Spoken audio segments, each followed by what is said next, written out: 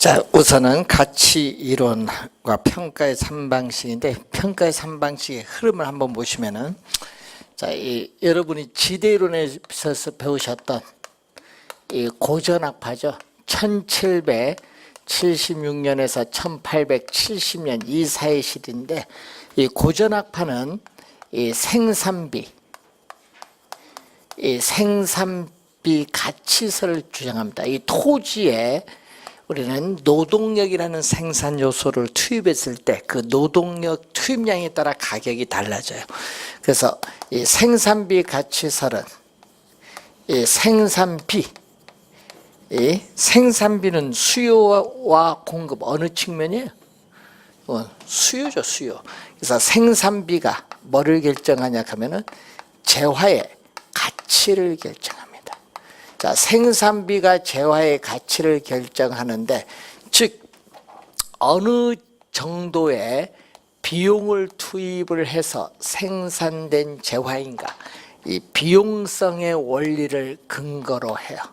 자, 비용성의 원리를 우리는 근거로 해서 우리가 나타나는데 바로 생산비는 공급 측면입니다. 공급. 그래서 이 공급 측면에서의 가격, 이 공급자 가격의 특징을 가지고 있는데 이렇게 해서 나타난 방식이 원가 방식입니다. 원가 방식. 자, 원가 방식을 의미하는데, 자, 이 원가 방식은 두 가지가 있어요. 대상 물건의 가액을 구하는 원가법이 있고 대상 물건의 임대료를 구하는 적산법, 두 가지가 있는데, 자, 원가법에서 구한 대상 물건의 가액을 적산가액, 자, 적산법에서 구한 대상 물건의 임대료를 적산임대료라고 하죠. 자, 우선 이 고전학파가 있고 1870년에는 이 한계 혁명이 나타나요. 그래서 공급 측면에서 가격이 결정되는 것이 아니라 수요 측면을 중시하는 학파가 나타나죠. 이 학파가 한계 효용 학파입니다. 이 한계 효용 학파는 오스트리아 학자들이 중심이 되어서 오스트리아 학파라고 하는데 한계 효용 가치설이 나타나죠. 한계 효용 가치설인데 이때 토지에 노동력을 투입할 때는 노동력 한 사람 두 사람 셀 수 있어요. 그래서 이 생산비 가치설을 우리는 객관적 가치설이라고 한다면은 이 상품을 소비함으로써 얻는 만족, 효용은 사람마다 다르기 때문에 우리는 이 한계 효용 가치설은 주관적 가치설이라고 해요. 주관적 가치설. 자, 여러분 상품을 하나 더 소비하는 게 한계 효용이거든요. 한계 효용은 상품을 하나 더 소비할 때 소비자의 총 효용이 얼마나 변하냐. 이 한계 효용의 크기가, 이 한계 효용의 크기가 재화의 가치를 결정합니다. 자, 이때 우리는 부동산을 이용함으로써 어느 정도의 수익을 올릴 수 있느냐, 이 수익성의 원리를 근거로 해요. 수익성의 원리를 근거로 해서 나타나고 수요 측면이죠. 상품을 소비함으로써 얻는 만족이니까 소비는 수요 측면이라서 이 수요자 가격의 특징을 가지면서 나타나는 방식이 소득 방식이 되겠죠. 소득 방식. 그래서 1870년에 나타나는 거죠. 1870년에서 1890년대 초에 이르는 한계 효용 학파. 자, 소득 방식은 대상 물건의 가액을 구하는 우리는 수익 환원법, 이 대상 물건의 임대료를 구하는 수익 분석법이 나타나죠. 자, 수익 환원법에서 구한 대상 물건의 가액은 수익 가액, 수익 분석법에서 구한 우리는 대상 물건의 임대료는 수익 임대료가 나오죠. 자, 그리고 이제 신고전학파가 나옵니다. 이 신고전학파의 대표적인 학자가 여러분 많이 들어본 알프레드 마샬이 되겠죠. 그래서 1890년대 초부터 1929년 대공황 이 시기인데 신고전학파의 균형가치설. 그래서 마샬은 어떻게 되죠? 마샬은 시장에서 공급 측면에서만 가격이 결정되는 것도 아니고 수요 측면에서만 가격이 결정되는 것도 아니다. 뭐가 돼요? 우리는 수요와 공급이 교차하는 점에서 균형 가격이 결정되는 이 그림을 처음 만든 사람이 누구? 마샬. 그래서 수요와 공급에서 가격이 결정됩니다. 그래서 어느 정도의 가격으로 시장에서 거래되고 있느냐, 시장성의 원리를 근거로 하고 이 수요 공급에 의한 균형, 가격의 특징을 가지면서 나타난 방식이 비교 방식인데, 비교 방식에서는 우선은 대상 물건의 가액을 구하는 거래 사례 비교법이고, 또 토지를 평가할 때 대상 토지의 가액을 구하는 공시지가 기준법이 있고, 또 대상 물건의 임대를 구하는 임대 사례 비교법이 있습니다. 자, 이 토지를 감정 평가할 때는 공시지가 기준법을 적용하는데, 이 거래 사례 비교법에서 구한 대상 물건의 가액을 비중 가액, 공시지가 기준법에서 구한 대상 토지의 가액, 임대 사례 비교법에서 구한 비준 임대료인데, 자, 여러분 여기서 여러분이 원가법, 수익환원법, 거래사례비교법 개념은 26회 출제했고, 작년에는 적산법, 수익분석법, 임대사례비교법, 임대료 구하는 것은 작년에 출제했어요. 이거 상당히 중요하거든요. 이게 요 흐름을 잘 보는데, 여기에 평가의 뭐죠? 원가 방식, 소득 방식, 비교 방식 3방식이고, 방법이 몇 개? 7개 있다고 해서 몇 방법? 7방법이라. 자, 이때 이 얘기죠. 재화의 경제적 가치를 판단할 때는, 이 비용성, 수익성, 시장성 세 가지 측면을 고찰해야 된다. 이것을 우리는 뭐라고 한다? 거기에 보시면은 평가의 3방식의 성립의 근거가 되는 우리 가격의 삼면성 또는 가치의 삼면성이죠. 가격 또는 가치의 삼면성인데, 이 가치의 삼면성이 우리는 평가의 3방식에 있어서의 뭐가 되죠? 성립의 근거가 된다. 자, 이 흐름을 여러분이 확인을 해 두시고, 자, 여러분 교재에 있어서 거기에 610페이지 보시면 시산가액이 나오는데, 자, 시산가액이라는 건 얘기죠. 이 감정평가의 3방식을 적용함으로써 구한 요 개개의 가액, 적산가액, 수익가액, 비중가액이 시산가액이에요. 그러면 시산가액이 바로 그건데, 이 시산가액을 우리는 조정을 해야 돼. 그럼 시산가액은 어떻게 돼요? 최종 평가 가액이 아닙니다. 대상 물건의 최종 평가 가액을 구하기 위한 중간 과정으로서의 시상 가액입니다. 그래서 시상 가액을 조정을 해야 되는데, 이 조정의 이론적 근거는 우리는 알프레드 마샬이 얘기한 우리는 3면 등가성 이론, 세 가지 면에서 본 가격은 같다. 마샬은 완전 경쟁 시장에서는 우리가 세 가지 면에서 본 가격은 다 같다 얘기죠. 그런데 부동산 시장은 불안정 경쟁 시장이기 때문에 우리는 가격에 어떻게 돼요? 우리는 시상 가액을 조정할 필요가 있다는 거죠. 세 가지 면에서 본 가격이 다 똑같다. 요거에 근거해서 시상 가액을 조정을 해야 되는데, 조정은 어떻게 돼요?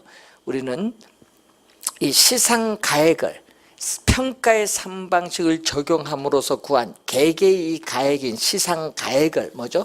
상호 관련시켜 재검토함으로써 이 시상가액의 격차를 점점 축소시켜 나가는 작업을 시상가액 조정이라고 해요. 그럼 이 조정의 방법, 이 조정에 있어서의 방법이 두 가지가 있죠. 가중치로 조정을 하고 주 방식과 부수 방식으로 조정을 하는데, 자, 조정하는 방법이 여기에 나와 있죠. 자, 611페이지에 거기 보시면은 어떻게 나오죠? 3방식에 의해 구해진 시상가액을 단순히 산술 평균하는 것이 아니라 요 세 가지를 더해서 3으로 나누는 것이 아니라 뭐죠? 대상 물건의 특성, 용도, 성격이나 평가의 목적, 조건 등을 검토해서 그 중요도에 따라 뭐를 결정한다? 가중치. 그 중요도에 따라 가중치를 설정하고 이를 근거로 가중평균해서 시상가액을 조정해. 그래서 가중치로 조정해서 우리는 시상가액을 조정합니다. 자, 그리고 두 번째 보니까 감정평가사가 가장 정확하다고 생각되는 한 가지 방법으로 가치를 구하여 다른 시상가액으로 검증하는 방법. 그게 우리가 요 두 번째 얘기죠. 방법 두 가지가 있습니다. 자, 시상가액 조정과 관련해서는 우리가 21회 시험, 27회 시험에 또 출제를 한 내용이죠.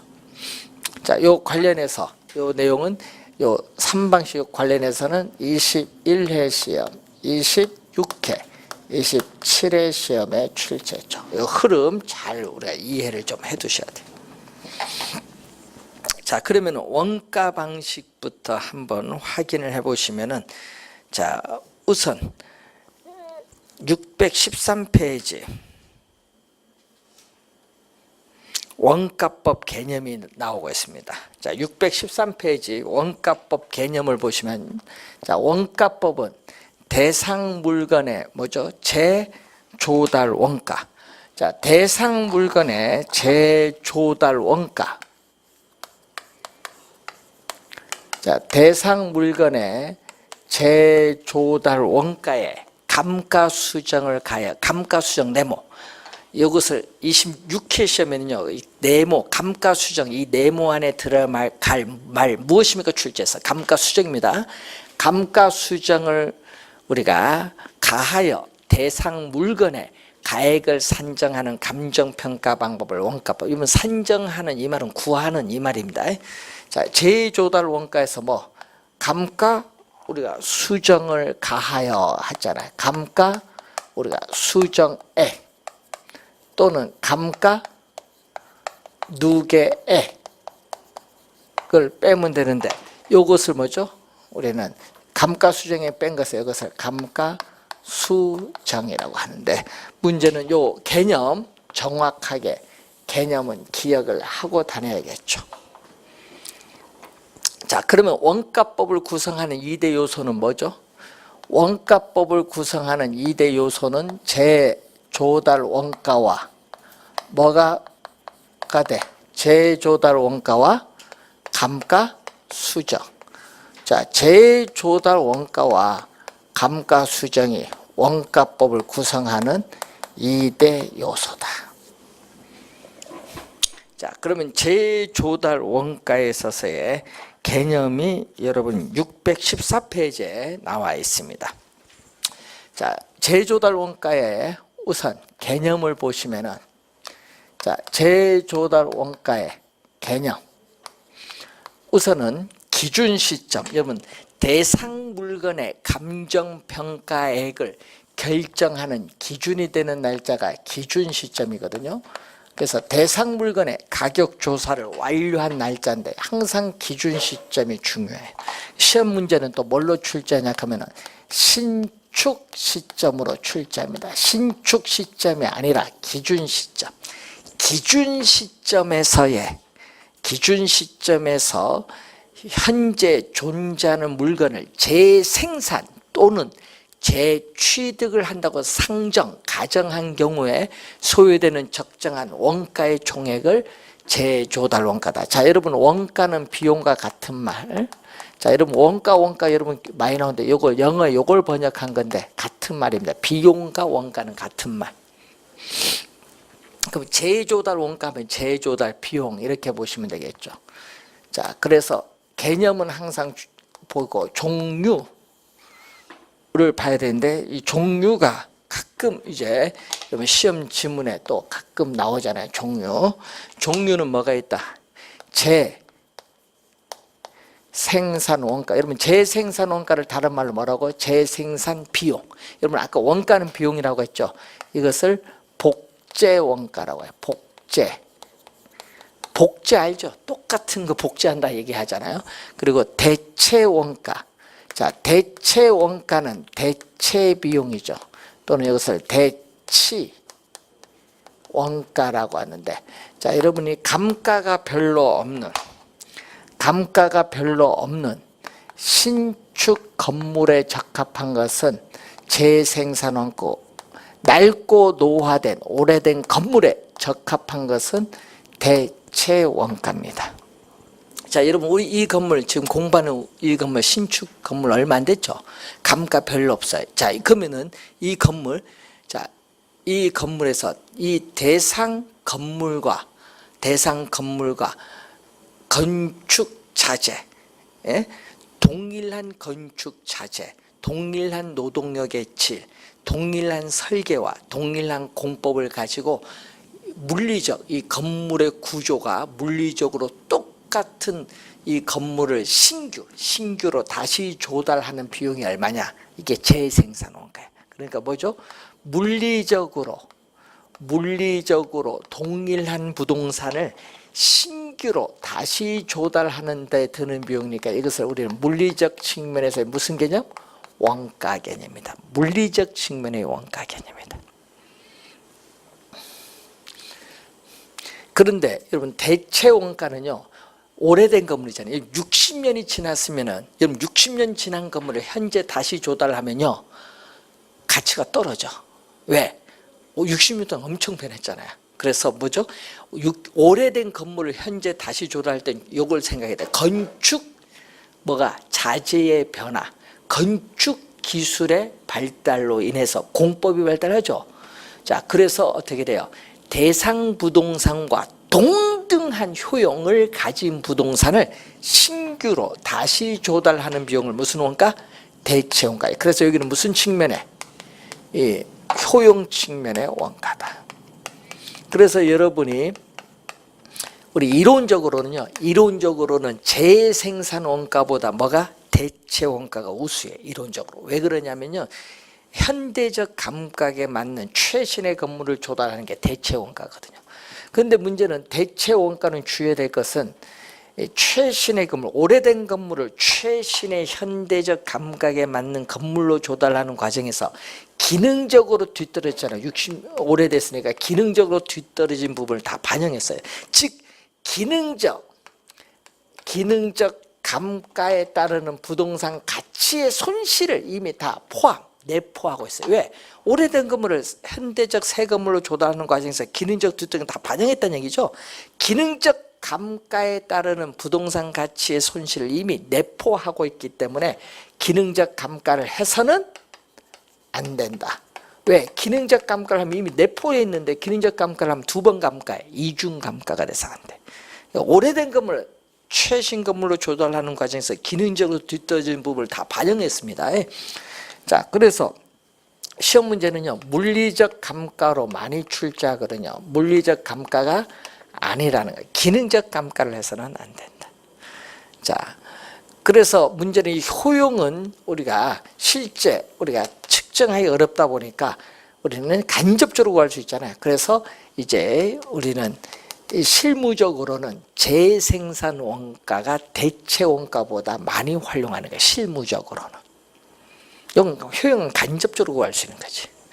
자, 그런 내용이 거기에 나와 있는 부분이 되겠습니다.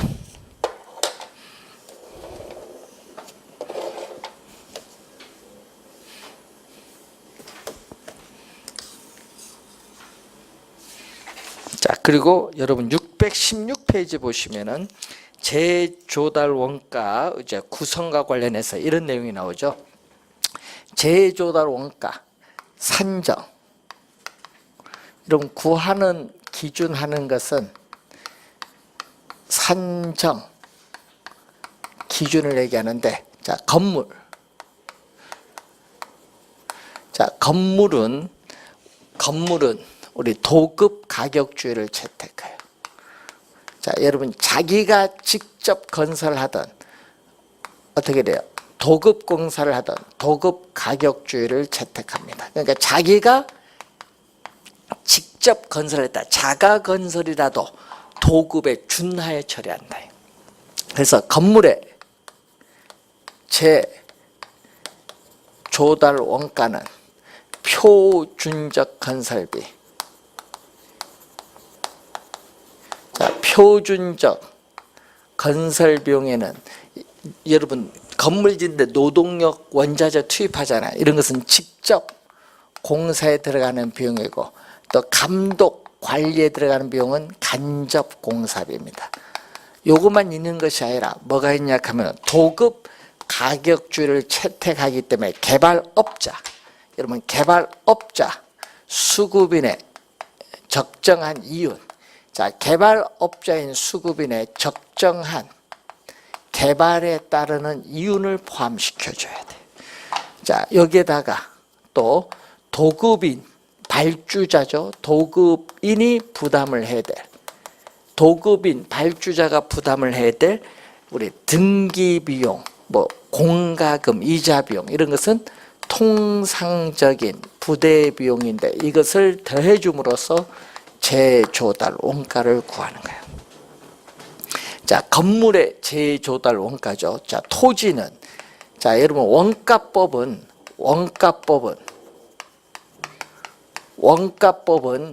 재생산이 불가능한 토지는 적용하기 어려워요.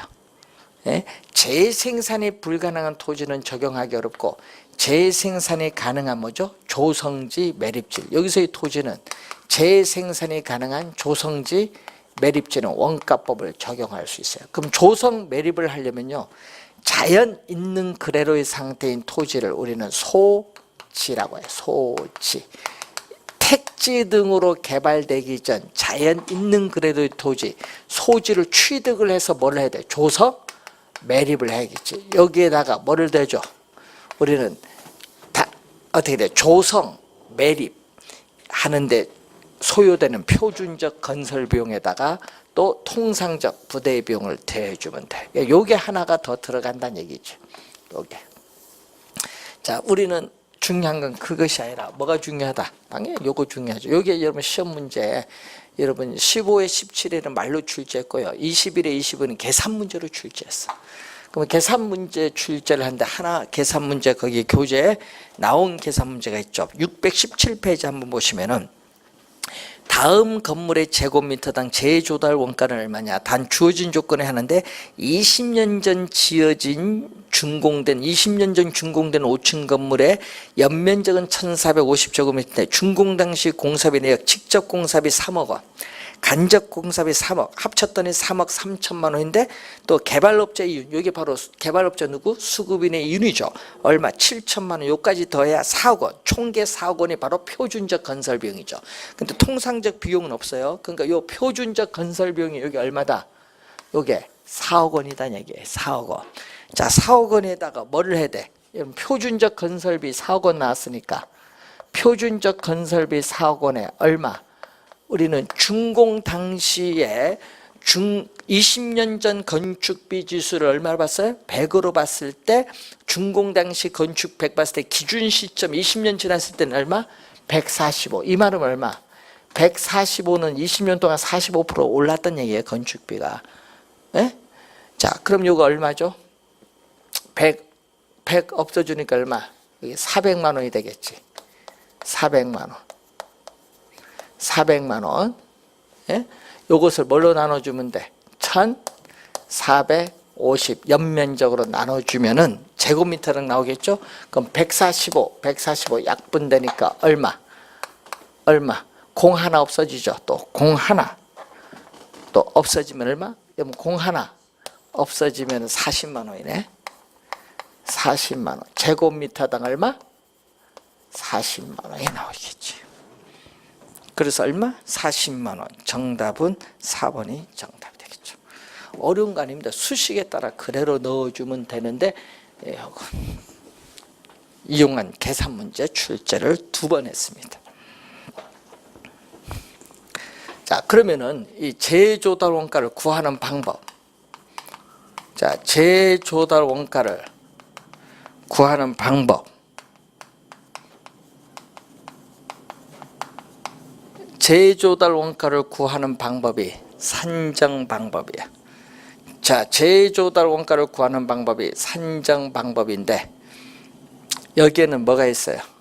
우리는 우리가 거기 봤더니 우리는 비용, 건물 짓는 비용 하나하나를 다 대서 구하는 총 가격 적산법 또는 총량 조상법이 있고, 건물을 주요 구조로 나눠요. 벽, 바닥, 기둥, 지붕 나눠서 주요 구조물 표준 가격을 구해서 구하는 부분별 단가 적용법, 이것을 구성 단위법이라는 게 있고, 또 우리 총량적 지표를 구해서 구하는 단위 비교법이 있어요. 1제곱미터당 얼마냐. 실무적으로 이해하기도 간편하고 계산하기도 쉽고 하는 우리 제곱미터당 얼마냐, 세제곱미터당 얼마냐, 이 단위 비교법 있고, 또 신뢰성 있는 기관이 발표한 우리 건축비 지수를 가지고 구하는 비용 지수법이 있습니다. 그런데 여러분이 우리 실무적으로 많이 하는 게 뭐죠? 단위 비교법인데, 단위 비교법은 재조달 원가를 구하는 방법이 있다는 것 정도 알면 되겠죠. 어디 속해 있는가 정도 확인해 두시면 되겠습니다. 자, 그 내용이 여러분 618페이지에 나와 있는 내용이죠. 자, 그리고 감가수정 619페이지 밑에 나오죠. 대상 물건에 대한 이 재조달 원가를 감액하여야 할 요인이 있는 경우에 물리적 감가, 기능적 감가 또는 경제적 감가 등을 고려하여 그에 해당하는 금액, 요거죠. 감가수정에 그에 해당하는 이 금액을 재조달 원가에서 이렇게 공제를 해요. 그래서 기준 시점에 있어서의 대상 물건의 가액을 적정화하는 작업을 감가수정이다. 그래서 여기서 요걸 빼서 요걸 구하는 게 감가수정이다, 개념이. 자, 그러면 여러분이 거기에 620페이지 보시면은 감가상각과 감가수정을 비교한 표가 나오죠. 자, 그 내용을 한번 보시면은 이 얘기입니다. 이 평가, 우리는 평가 이론에서는 감가 수정이고, 그리고 기업 회계 이론에서는 감가상각인데, 목적은 뭐죠?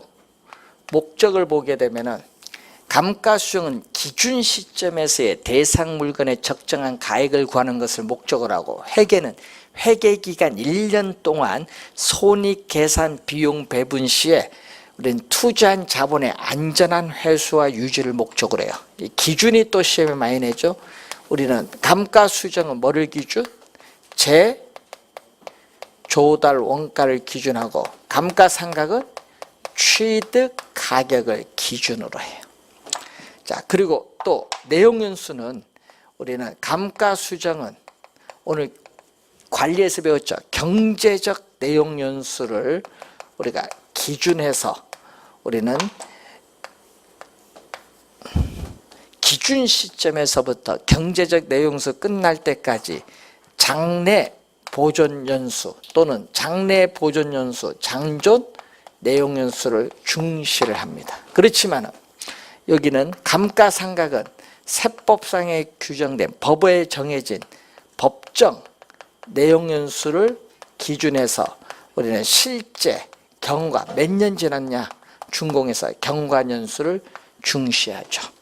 자, 감가 요인을 보면은 우리는 감가수정은 물리적 감가 요인, 기능적 감가 요인, 경제적 감가 요인 모두 고려하지만은 이 감가상각은 어떻게 돼요? 기술적 측면인 물리적, 기능적 감가 요인만 고려하고 외부적인 경제적 감가 요인은 고려하지 않습니다. 자, 또 관찰 감가분, 여러분 감정평가사가 평가 대상 물건을 직접 관찰하는 건데 관찰법을 인정하는 건 감가수정, 인정하지 않는 건 감가상각이고, 감가수정은 현존 물건만을 대상으로 하고 어떻게 돼? 대상 물건마다 우리는 장가율을 개별적으로 판단하지만 감가상각은 우리는 멸실 없어졌다, 멸실되어도 법적으로 수명이 남아있으면 상각이 개소됐고 장가율이 일정합니다. 여러분 장가율이 감가상각은 일정한데 재조달 원가, 장가율은 재조달 원가에서 잔존 가격이 차지하는 비율이 일정한 게 감가상각. 감가수정은 이 장가율을 개별적으로 대상 물건마다 판단. 그리고 적용은 감가수정은 상각 자산뿐만 아니라 비상각 자산인 토지인 조성지 매립주도 적용하지만 여기는 뭐에만 적용? 상각 자산만 적용하고 비상각 자산인 토지에는 적용할 수 없다. 뭐 그런 내용 위주로 한번 확인을 한번 하시면 되겠죠. 자, 감가수정에서 여러분 우리 앞에서 배웠죠? 우리는 여기 바로 뭐죠? 준공해서 물리적으로 존속이 가능한 물리적 내용연수는 기술적 측면의 개념이고, 경제적 수명이 닿을 때까지 버틴 연수가 바로 뭐죠? 경제적 내용연수다. 경제적 내용연수. 평가에서는 경제적 내용연수는 물리적 내용연수보다 그 기간이 짧고 이 경제적 내용연수를 기준으로 부동산 가치를 평가를 해야 되는데, 요 종기 경제적 내용연수 끝났을 때 남아있는 가격은 있어요. 아직 철거할 때까지는 수명이 남아있으니까. 그러면은 이때 문제는 준공을 해서 5년이 지났다. 5년이 지나면 뭐가 돼? 이 5년은 뭐라고 해? 경과년수. 우리 이 감가상각은 이걸 중시하지, 경과년수. 그러면 5년 지난 시점, 기준 시점에서 내 건물의 가치가 얼마냐 물을 때는 기준 시점에서 경제적 내용연수 끝날 때까지 이 기간을 우리는 뭐라고 하죠? 잔존 내용연수라고 하는 거예요. 아까 우리 잔존 내용연수 배웠잖아요. 자, 요 관계. 그래서 내용연수는 감가상각 자산의 수명인데 부동산은 개별성을 가지기 때문에 감가도 개별성이 나타나요. 그래서 우리는 이렇게 잔존 내용연수나 유효 경과년수를 고려해서 내용연수를 조정할 필요성이 나타나는 겁니다. 내용연수 조정해야 돼요. 자, 근데 이제 여러분이 감가 요인을 배워야 되거든요. 감가 수정의 감가 요인, 감가상각 방법은 우리가 다음 주에 이제 진행을 하도록 하겠습니다. 다음 주에는 나머지 3방식 그리고 부동산 마지막 가격 공시제도에 대해서 살펴보도록 하겠습니다. 자, 우선은 시험에 나올 때 여러분 요 원리 우리 잘 기억해 두시고, 우리가 기본적 개념, 요 개념을 요즘 계속 출제하고 있다는 걸 염두에 두시면 되겠습니다. 자, 다음 주에 우리가 강의를 계속 진행하도록 하겠습니다. 수고 많으셨습니다.